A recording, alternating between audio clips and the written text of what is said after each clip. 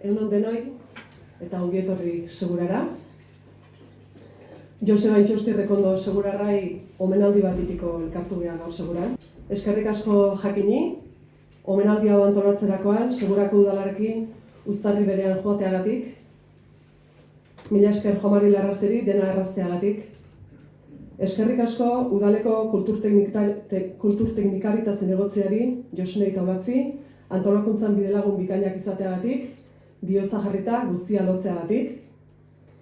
Eskerrik asko Joseban ekarpenaren berri emango diguzuen izlariei, Joseba, Paulo eta Nekanei. Eta eskerrik asko bertaratu zeaten herritar danoi eta Euskal Erakunde desberdinetako arduradun politikoi. Joseba Intxaustik batu gaitu gaur hemen. Bere jaioterriak, segurak, seguran. Bere bizimoduak. Bere amaiarerik gabeko lanak, jakinduriak. Bere bihotzak, borondateak. Euskara, herria eta herritarrekiko bere maitasunak. Eman eta utzi digun balioz betetako ondareak. Izan dadila, gaur seguran esan eta bizitzen den guztia, Josebak merezizun eta duen eskerrenaren ale eder bat. Ala bedi, eskerrik asko.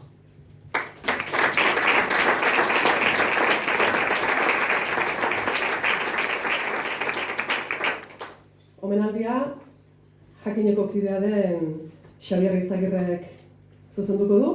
Beraz, Xabier, zure txanda.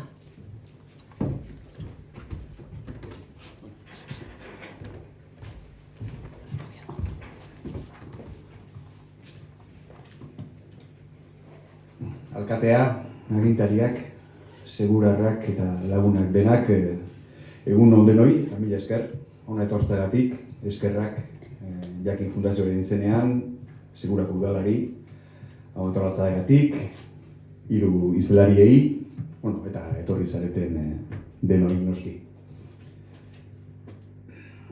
Joseba Intxaustik 2017an berriari egindako elkarrizketa batean, honela zioen, ni eten batetik nator, baina nire bizitzak euskal kulturan ez du izan etenik. Hori kontinuum bat izan da. Pixka bat poliedrikoa, egoerak berak ere hori eskatzen zuelako. Guk ere ez dugu nahi euskal kulturak etenik izan dezan, euskal kulturak aurrera egin behar du, eta aurrera egiteko atzea ere begiratu behar du. Eta horretarako bildu gara hemen, gure aurretik aurrekari izan direnetako bat, Joseba Intxausti kasu honetan, haren ekarpena hobeto ezagutzeko. Horretarako bildu gara gaur seguran, Josebak eman zigun guztia, ekarri ziguna horretan sakontzeko.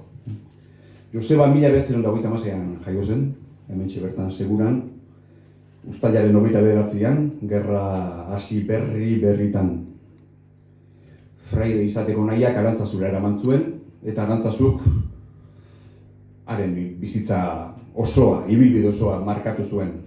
Teologia eta filosofia eta historiako ikasketetan sakondu zuen, eta hitz batean esan liteke, Joseba Intxausti historialaria izan zela. Ikasketaz eta ofizioz edo lanbidez ere, baina ez hori bakarrik. Josebaren ekarpena hortik harago badoa, historian esan bezala, bi hildo, ikerketa hildo nagusi edo jorratu zituen, batetik Euskal Herriaren historia eta Euskal Herriaren historia erlijiosoa ere, bereziki. Eta bestetik, Euskararen historia soziala. Baina, horrez gain, bere ekarpena askoz oso zabala da, Josebaren obra osoa digitalizatuta daukagu, jakine webgunean dago, denon eskura, eta idea bat egin dezagun, 512 idazlan daude bilduta. Goien artean 37 liburu, 103 liburu atal, 371 artikulu. egunkari zein aldizkarietan. Ia 12.000 orrialde daude digitalizatuta. Ez da gutxi. Lana egin zuen, baina lana eman ere egin zigun. Eta gaietan zentratzen bagara, historia gai garrantzitsua da, testu hauetan guztietan, baina horrez gain hizkuntza, erlijioa, filosofia eta pentsamendua, politika, kultura, gizartea, komunikabideak, segurako herria, seguraren historia bera. Hainbat gai eta gai landu zituen. Eta hori bat dator Berriako justu aipamen horretan esaten zuenarekin, ezta? Pixka bat poliedrikoa. Egoerak berak ere hori eskatzen zuelako. Garai hortako hainbat idazle eta pentsalarien eta jakin taldean lan egiten bilduta zeudenen izaeraren ezaugarri nagusi bat bada, ezta? Garaian garaikoa eskaeraren arabera, premien arabera, lantzen zituzten, landu behar zituzten gai guztiak. Bera historialaria zen, baina hortik harago kultura ekintzaile izan zen baita ere, segurazki bi hitzekin definitu nahiko bagenu. Joseba jakin taldean 50ko hamarkadaren amaieran sartu zen, eta 60ko hamarkadaren hasieran zuzendari izan zen, hemen gurekin daukagun Kepa Enbeitarekin batera, 60ko hamarkadaren hasieran. Hamarkadaren erdian Bartzelonara joan zen, historia ikastera, eta 60ko hamarkada hasieran, 69-70ean, hango unibertsitatean klaseak ematen ari zela, unibertsitatea utzi eta Euskal Herrira itzuli zen jakinera. Hain zuzen, 69ean jakin debekatu egin zuten, bitxi egin zuten. Orduko Madrilgo ministerioak itxi egin zuen, eta orduan Joseba itzuli zen eta jakineko gidaritza hartu zuen. Hain zuzen, momentu horretan, Paulo Erroman zegoen, edo Erromara joatear. Jose Alemanian zegoen, eta Juan Mari Torrealdai, Jose Azurmendi. Alemanian zegoen eta Juan Mari Torrealdai 71an Frantziara joan zen, soziologia ikastera. Orduan, urte horietan Joseba geratu zen, jakin debekatuta zegoen urte horietan, aldizkaria ez, baina liburu batzuk publikatzen eta proiektuari eusten. Gero 77an Juan Mari Torrealdak hartu zuen jakinen gidaritza, baina guk gaur egun jakin talde historikoa deitzen duguna, laukide horiek utzi zioten, talde moduan utzi diote urtetan zehar proiektuari. Baina, jakin ez da izan Joseba Itxaustiren egitasmo bakarra. Bere hitzak dira baita ere, lehen esan dudan bezala, ni ekintzailea naiz batez ere.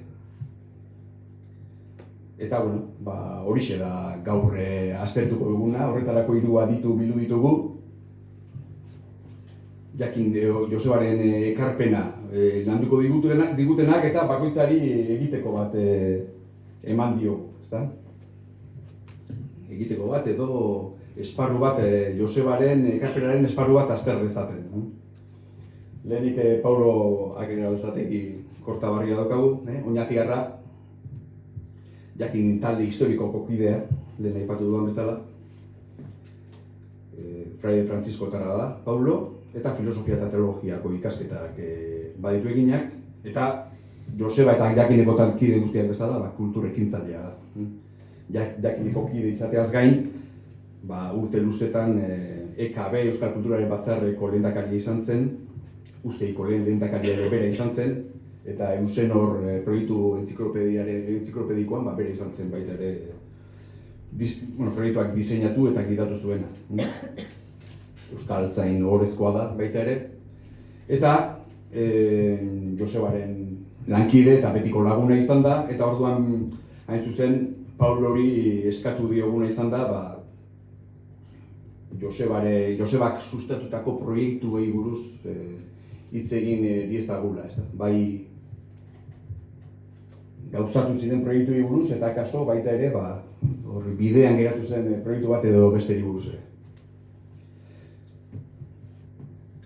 Joseba Agirre-Azkuenaga zigorra daukagu gurekin ere, bilbotarra da, historialaria, bai ikasketaz eta bai lanbidez.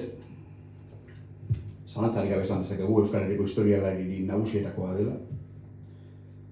Hainbat, Euskal Herriaren historiako hainbat, alor, esparru, garai aztertu dituena. Hainbat gaitan aditua. Euskal Herriko Unibertsitatean irakasle eta ikerlaria da, eta horrez gain Eusko Ikaskuntzako eta UEko kidea ere bada. Eta Joseba eskatu diogu, hain zuzen, Joseba Itxaustiren izenkidearen Joseba Itxaustik historiagintzari egindako ekarpena aztertu dezan eta, esplika diezagun. Eta hirugarrenik Nekane Goikoetxea Agirre daukagu. Gurekin, Deban jaiotakoa da, Euskal Filologiako ikasketak baditu eta pedagogian doktorea da. Mondragon Unibertsitatean Uztei fakultateko irakaslea da, gaur egun. Hezkuntza berrikuntza da bere ikerlan eremu nagusia, baina horrekin batera, Euskal Kulturgintzaren transmisioa, soziolinguistika, ere ikerketa lerroak dira baita ere. Eta gaurkoan, Euskararen historia sozialari buruz hitz egingo dugu, hain zuzen Josebak berak bidean jarritako, abiatutako ikerketa proiektu eta lerro hori hortaz hitz egingo dugu, Nekanek berak ere Debako Euskararen historia soziala ere aztertzen da ikertzen aritu da, eta orduan gertutik ezagutzen du ikerlerro hori eta Josebaren ekarpena. Horiek izango dira orduan gaurko 3 hitz hartzeak, txandaka hitz egingo dute eta bukatzen dutenean, pixkat berriro denon artean eta komentatuko dugu eta zuentzat ere denborari badugu tartetxoa izango da. Eskerrik asko berriro denoi eta Paulo, zengo hasiko zara.